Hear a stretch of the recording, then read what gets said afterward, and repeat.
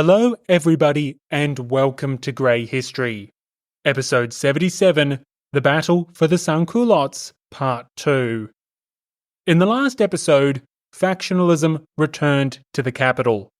Denouncing the new constitution as woefully insufficient, the radical Enraged condemned the convention as the friends of bankers and profiteers.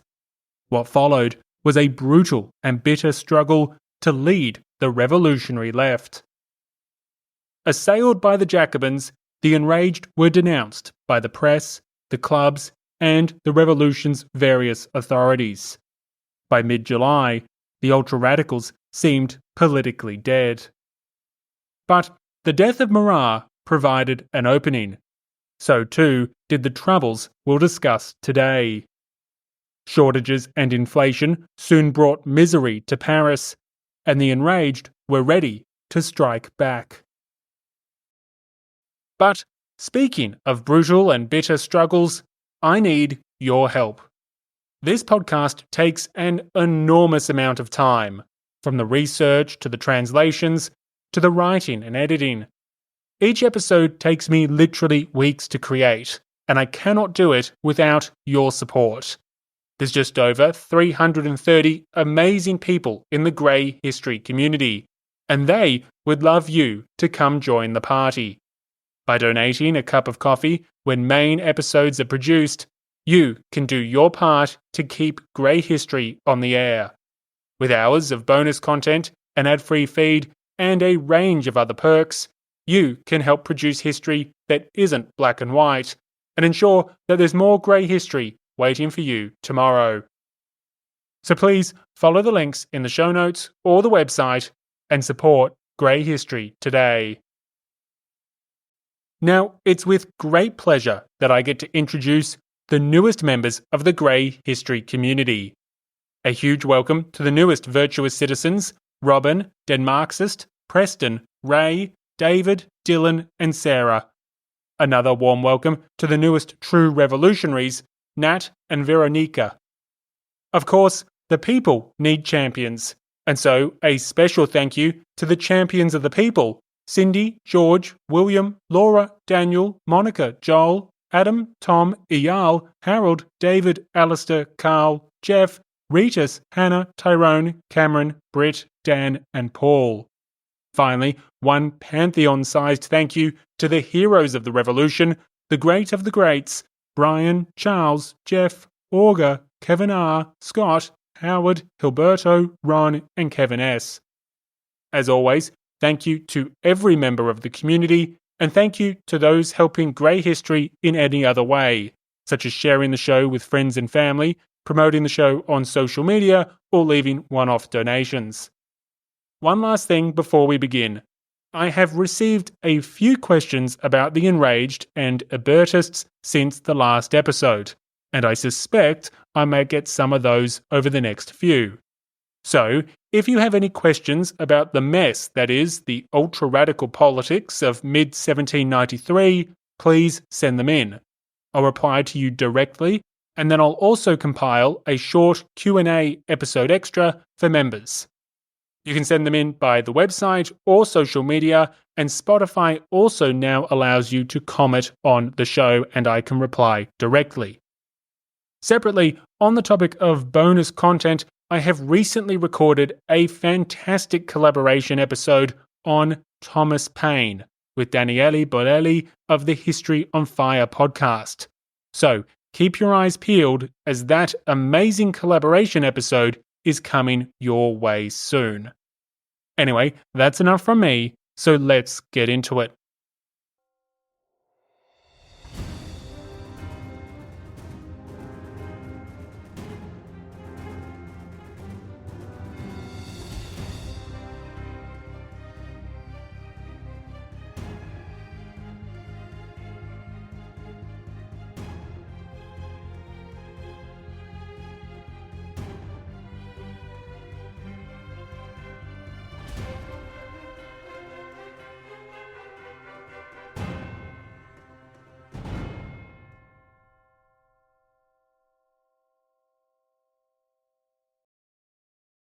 Freedom is but a vain phantom, when one class of men can starve another with impunity.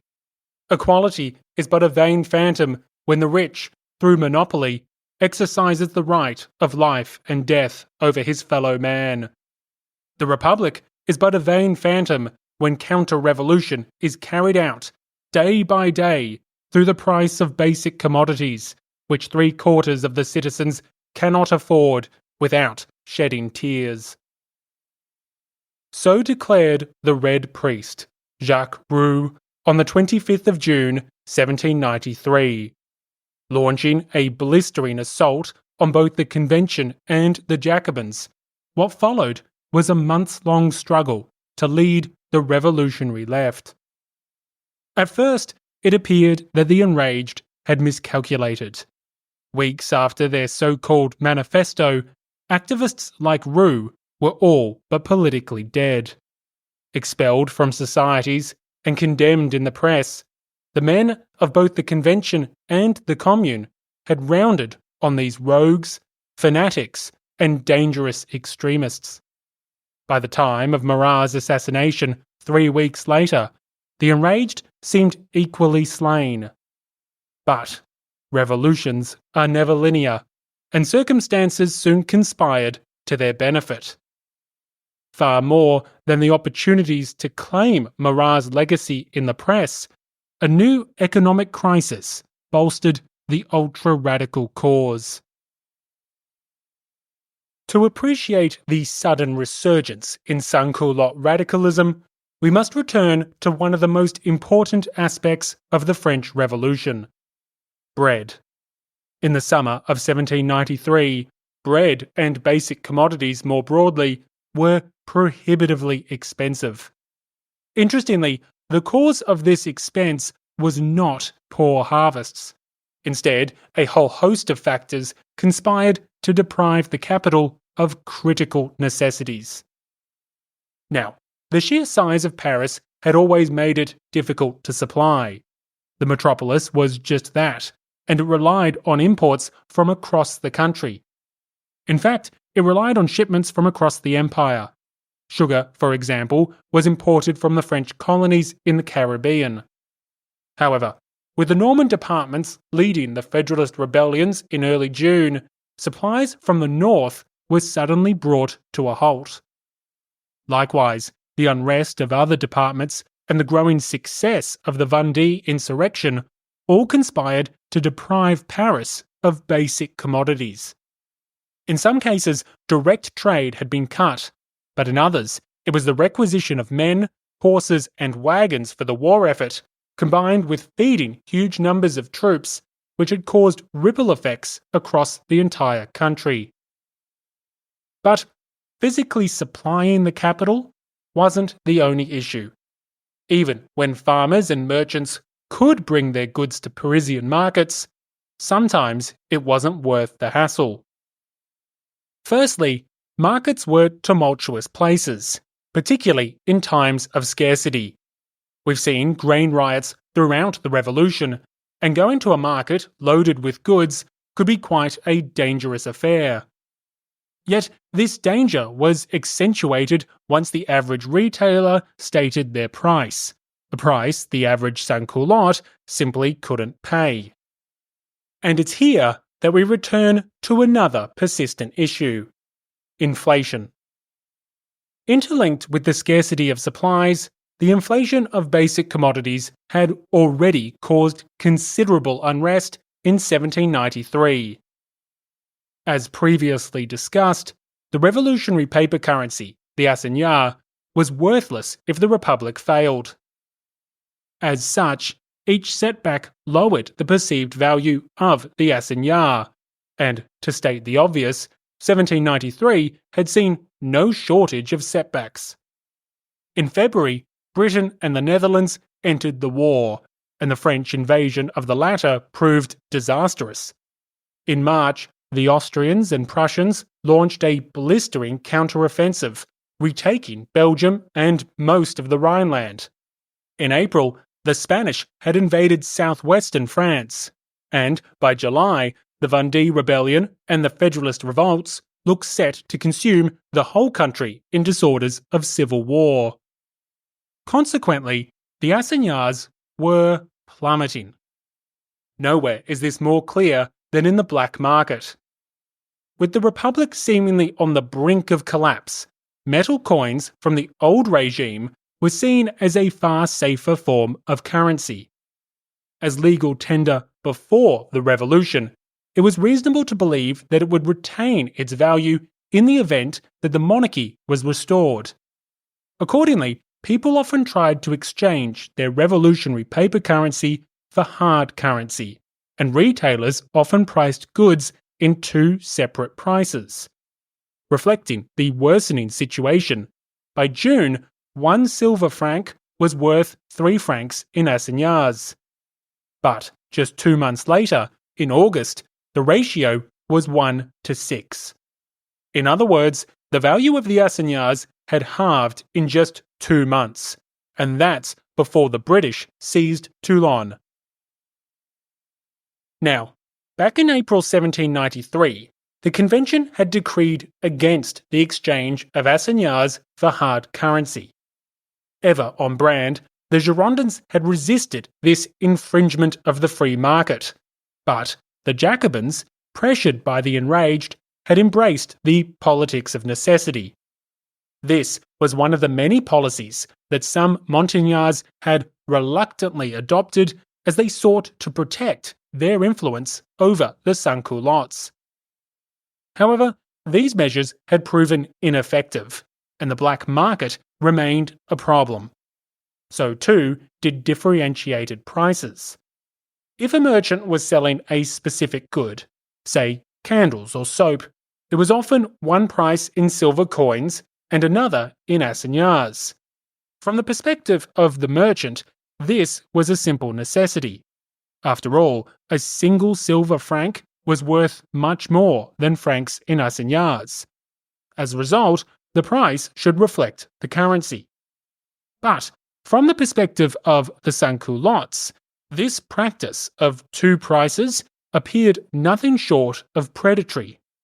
By now, workers were often paid in paper currency, and charging them more to use that paper currency seemed everything from dishonest to unjust. Worse still, with a reduction of supplies reaching the capital, prices naturally increased just as the ongoing depreciation of the assignat was already driving inflation. With wages comparatively stagnant, conflict was the inevitable result. Seeing prices climb before them, citizens would try to purchase goods at their former price. Shopkeepers naturally refused.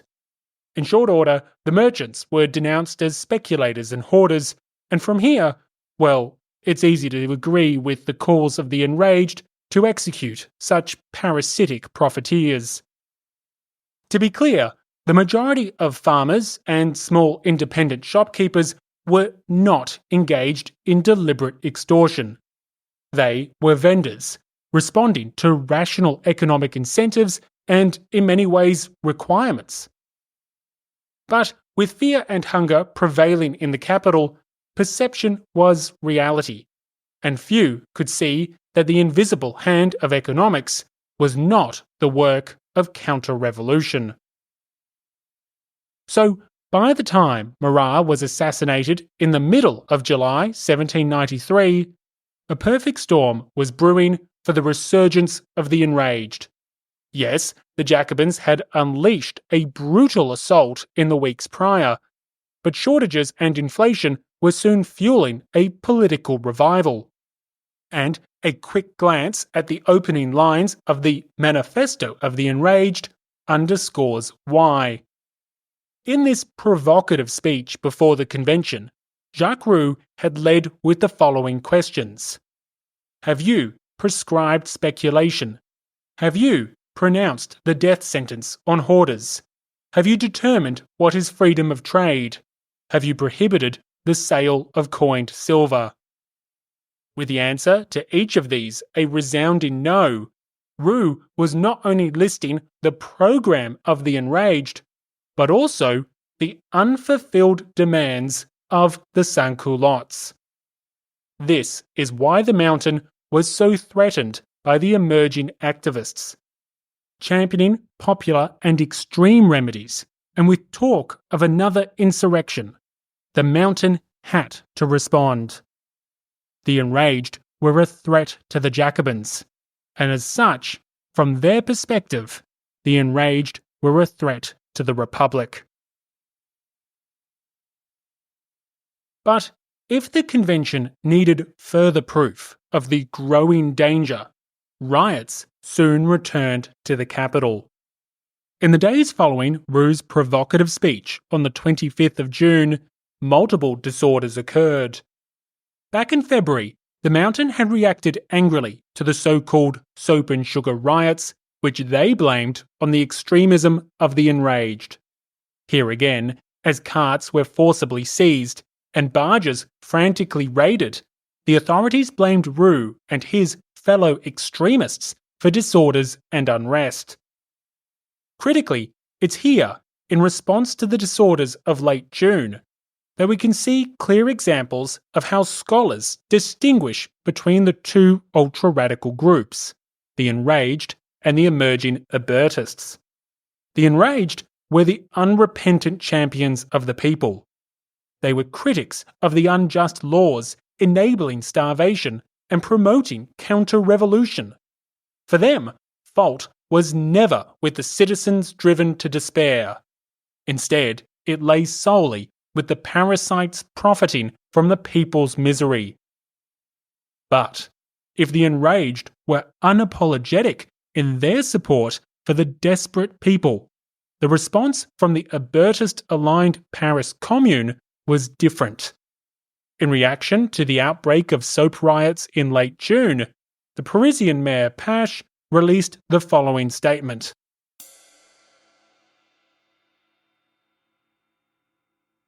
Pache, mayor, to his fellow citizens. Paris contains several 100,000 inhabitants. The soil of Paris produces nothing for their food, their clothing, their subsistence. It is therefore necessary for Paris to obtain everything from the departments and from abroad. When provisions and merchandise come to Paris, if the inhabitants rob the owners of them, supplies will cease to be sent.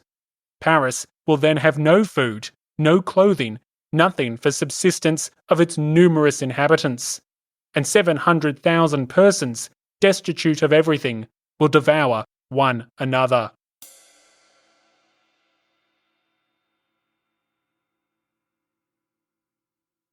Now, in response to the contents of the mayor's statement, I personally think that it's entirely reasonable. If shipments of goods were raided by the capital, it's a pretty safe bet that such shipments will sail to different destinations. But what I want you to note is this.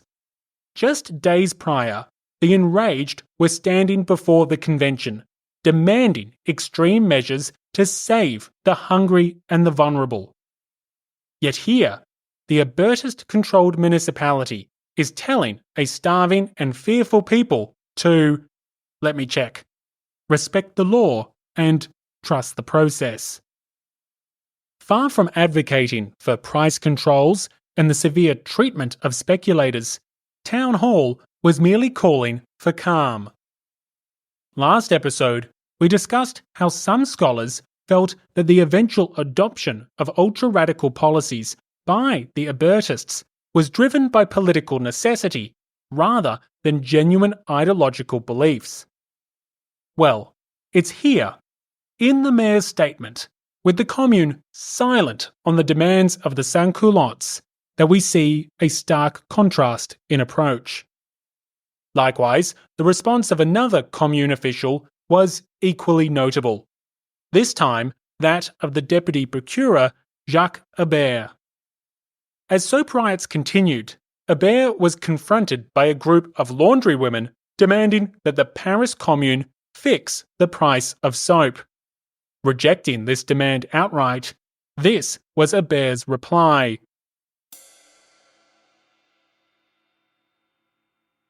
No, Paris would be doomed.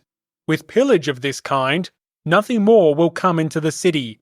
when sugar was pillaged in winter, you were told this commodity would increase, but you did not wish to believe it. If the people push too far, the game is up, the counter-revolution will be accomplished, and you will have a king.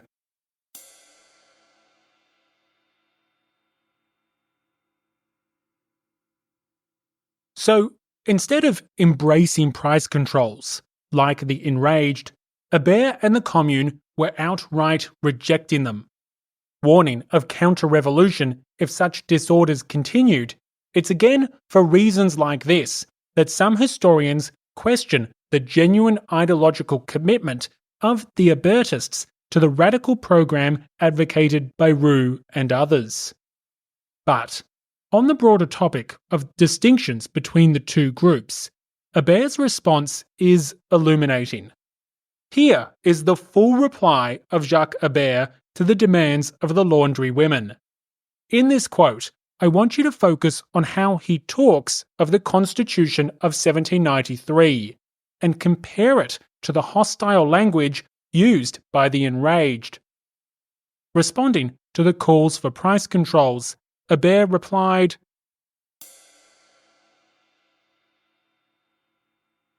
"No, Paris would be doomed. With pillage of this kind, nothing more will come into the city. When sugar was pillaged in winter, you were told this commodity would increase, but you did not wish to believe it. If the people push too far, the game is up, the counter-revolution will be accomplished, and you will have a king." The women protest that they do not want a king, and Hébert continues, "I was sure of the goodness of your sentiments. We would like you, to see a reduction in foodstuffs. We know that the misery is great, but so many evils cannot be remedied in a moment, especially at a time when the gold of tyrants is being spread to disorganize everything. Happiness can only come through good laws. Wait for the establishment of the new constitution. Do not pick the fruit before it is ripe. Beware of intriguers. Justice will be done. Your misery will be relieved. All good citizens desire this and work for your happiness. But if there is pillaging, we will all use our bodies as a bulwark to prevent the violation of property."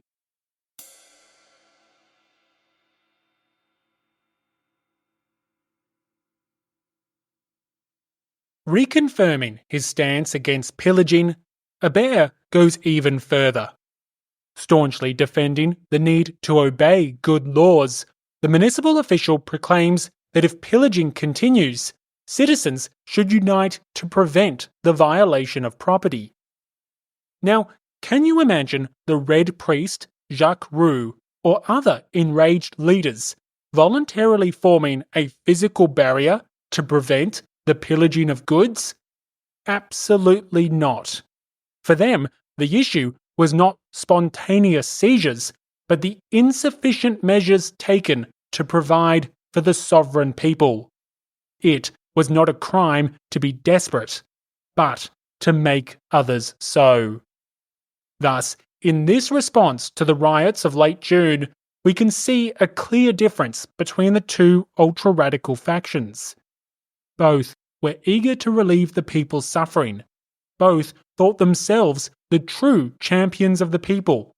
But only the Enraged were willing to demand the extreme economic measures for which the people clamoured. In condemning the looting, in scolding citizens for advocating for price controls, and in volunteering to personally defend the property of merchants, the Hébertists were choosing a different path. However, if one focuses on Hébert's language towards the new constitution, the contrast between the radical groupings becomes incredibly stark. With the Enraged condemning the document as woefully insufficient, Hébert was telling his constituents to wait for its benefits. In declaring that happiness can only come through good laws, and in openly supporting the constitution, Hébert was deviating significantly from Roux and the Enraged. And this is key. whilst the latter had declared war on the Jacobins and the Convention. The Hébertists were supporting both, at least temporarily. For now, the Hébertists of the Commune, who were themselves members of the Jacobin Club, had chosen to pursue their aims by backing their fellow Jacobins and the National Convention. Thus, in their response to the Constitution of 1793, we see another consequential difference between the two ultra-radical groups. At a time when opposing the Constitution meant opposing both the Jacobins and the national government, the Hébertists had decided to toe the line. So, as the end of June approached, the broad church of the Jacobins had a problem. Irrespective of whether you're talking about the Hébertists of the Commune or the more mainstream Montagnards of the Convention, the various established authorities were facing a common and growing threat. The people, and by that I mean a subset of the Sans-Culottes of Paris, were demanding extreme and radical reforms. Willing to resort to violence and pillaging, discontent and desperation was fueling the rise of a new generation of leaders. With the Enraged vocally championing the cries of the people, inaction was not an option. If the established Jacobin authorities wished to stay established, something had to be done. Critically, the Jacobins could not use force. Prior governments may have attempted martial law to prevent rioting or unrest, but the Sans-Culottes were the Jacobins' core constituency. Maintaining their support was crucial, especially during a time of civil war as the Girondins marshalled dissent in the departments. Consequently, we once again see a moving of the mountain, led in part by those Jacobins more radical in either politics or disposition. The Jacobin Club, and by association, the National Convention and the Paris Commune, were slowly compelled to shift their policies. Embracing the politics of necessity, the Jacobins understood that vilifying the Enraged was simply not enough. If the mountain wished to lead the Sans-Culottes, they would have to champion their demands. Now, what this looked like in practice was a series of consequential reforms throughout the summer. Initially, the measures were primarily economic, but they did evolve over time, especially as the war continued to deteriorate. The first significant move from the convention came on the 27th of June. This was 3 days after the constitution was accepted by the deputies, 2 days after Jacques Roux's inflammatory speech, and the same day that riots saw looting erupt in the capital. Jacobin deputies, still incensed by Roux's denunciations, used the disorders to condemn the extremist priest and his like-minded supporters.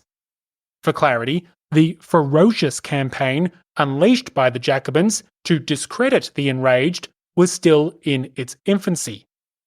After all, this was just 2 days after Roux's initial speech.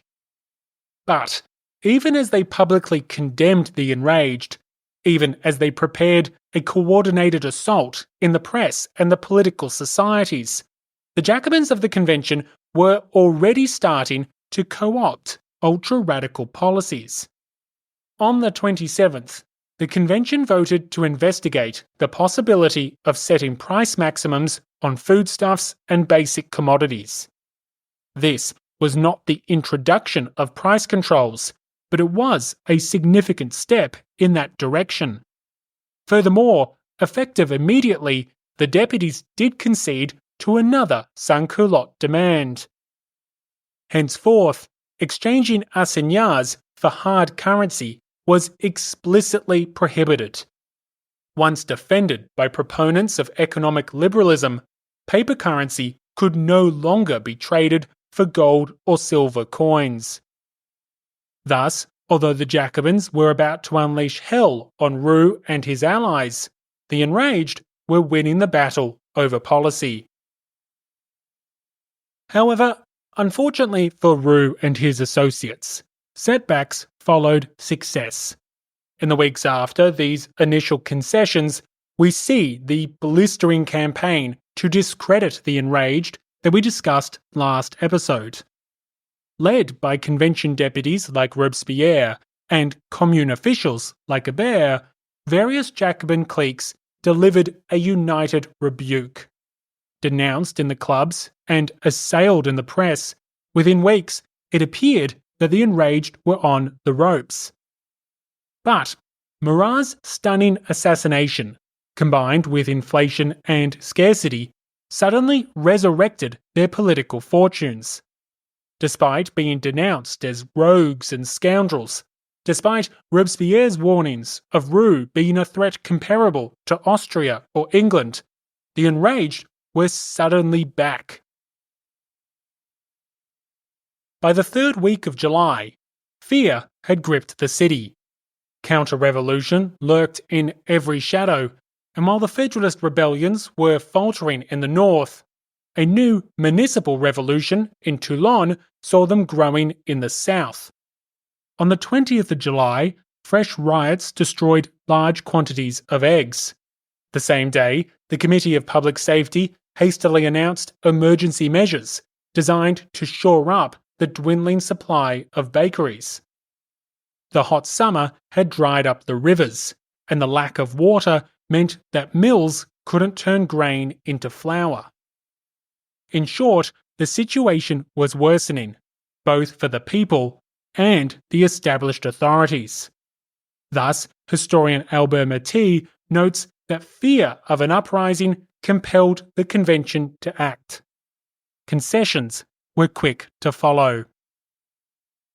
A week later, on the 26th of July, the convention finally passed a decree against hoarding. Going forward, hoarding was a capital offence. Death awaited those impeding the circulation of basic necessities, damaging those goods, or refusing to put them on sale. To provide guidance for municipalities across the country, these critical commodities were listed: bread, wine, butcher's meat, corn, flour, vegetables, fruit, charcoal, wood, butter, tallow, hemp, flax, salt, leather, drinkables, salted meat, cloth, wool, and certain fabrics. In order to enforce the law, traders were compelled to itemize their holdings, while communes were empowered to forcibly search and review inventories. Now, this was a big win for the Enraged and the Sans-Culottes of Paris. The outlawing of hoarding had been a consistent demand, and finally the convention had responded. Along with the earlier prohibition of exchanging assignats for hard currency, the government was clearly conforming to popular demands. But it is also noteworthy that while passing some economic reforms, others were left unfulfilled. Notably, while the convention was investigating the merits of price controls, this critical policy remained outstanding. In fact, historian Albert Saboul even considers the outlawing of hoarding as a tactical concession in order to avoid the more extreme policy of fixing prices. Ultimately, price controls would be introduced, but not before the disorders of early September. However, despite foreshadowing the mysterious disorders of September, that is a story for a future episode. For now, we must turn our attention back to the struggle between the Enraged and the Jacobins. While adopting popular policies to shore up their political support, the Jacobins were by no means idle in their quest to neutralize the Enraged. Likewise, having suffered a torrent of abuse and humiliation, the Enraged were eager to return fire. Savaging these self-interested Jacobins, the resurgent Enraged let loose on both the Convention and the Commune. For the Montagnard deputies of the Convention, the ultra-radicals decried the still insufficient constitution. The government had befriended the rich and betrayed the people, while the counter-revolution remained unchecked thanks to the inaction of authorities. Not to be left out, the Enraged also condemned the Jacobins of the Commune, aka the Hébertists. Shortages and inflation offered an easy line of attack, and the Hébertists of Town Hall were undeniably exposed. Hébert, Mayor Pache, and other commune officials had only recently rejected price controls and other popular measures. The fact that they were now rapidly embracing these policies did not mitigate the risk that the Enraged could succeed in using past positions to paint the Hébertists as false friends of the people. Thus, despite the Jacobins slowly adopting much of the Enraged manifesto, the struggle for the Sans-Culottes continued to escalate. This had evolved beyond mere policy and ideology mixed with emotions, suspicions, and grievances to intensify the downward spiral. To respond to the rejuvenated threat, the Jacobins relied increasingly on their own ultra-radical wing, the Hébertists. By midsummer, the Hébertists found themselves in a unique and advantageous position. Institutionally, their place in the capital's commune allowed them to mobilise the resources of the municipal government. Combined with sympathetic radicals in the convention, certain ministries, and the political societies, the Hébertists could collectively wield considerable institutional force. So considerable that by late August, the commune was ready to arrest Roux on the questionable grounds of interfering with the people's sovereignty. This was Roux's second arrest in as many months, and although his incarceration was temporary, it's clear that Roux's enemies were gradually succeeding in their efforts to discredit and diminish. But the very fact that the authorities felt they could detain Roux, albeit briefly, underscores a more important development. As the summer progressed, the Enraged were losing the popularity contest, and they were losing it to Hébert himself. As Hébert and his allies were leading the charge against the Enraged institutionally, Hébert's alter ego waged an even greater campaign in the press. This was none other than Le Père Duchesne, the patriotic sans-culotte figure who voiced Hébert's newspaper of the same title. Although multiple enraged activists had tried to claim Marat's legacy, their efforts came to naught. Ultimately, Marat's mantle passed to Hébert. With Marat's death, Hébert was armed with the most popular publication in Paris. Combined with his influential position in the clubs and the commune, the ambitious politician knew exactly how to wield it. Famed for his vulgarity, Father Duchesne unleashed upon Roux and his associates. But, more importantly, even as Hébert disparaged the Enraged, Father Duchesne simultaneously adopted many of their popular policies. Locked in a brutal struggle to lead the Sans-Culottes, it had become clear to Hébert that the best course of action was to adopt the radical program of his opponents. This would rob the Enraged of their key strength, while the Jacobins continued to possess the full power of the revolution's institutions. Historian Albert Marty writes of the developing situation.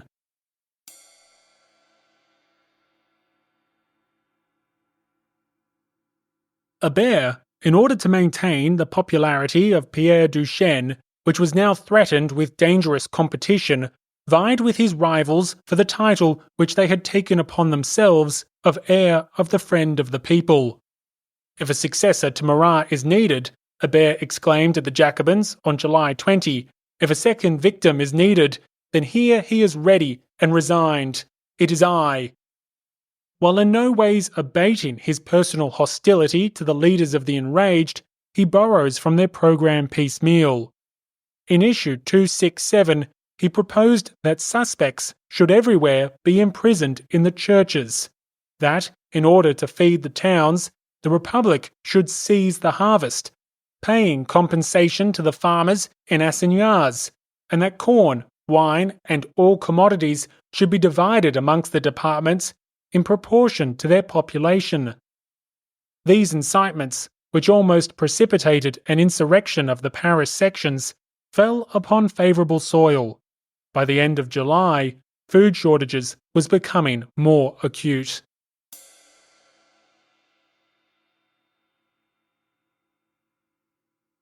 Thus, Hébert was fighting with the Enraged on multiple fronts.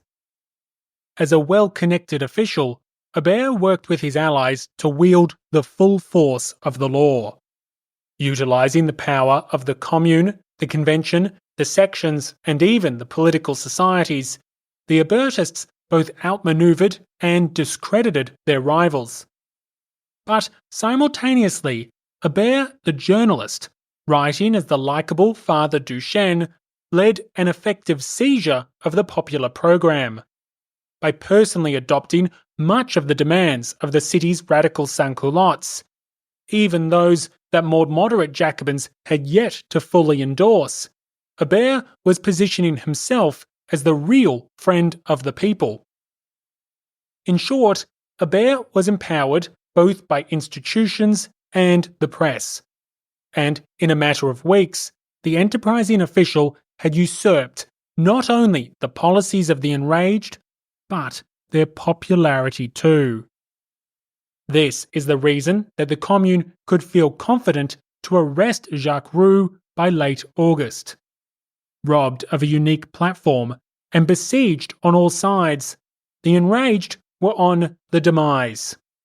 By September, as news of Toulon's treason shocked the capital, the Hébertists were emerging as the leading voices of the ultra-radical left.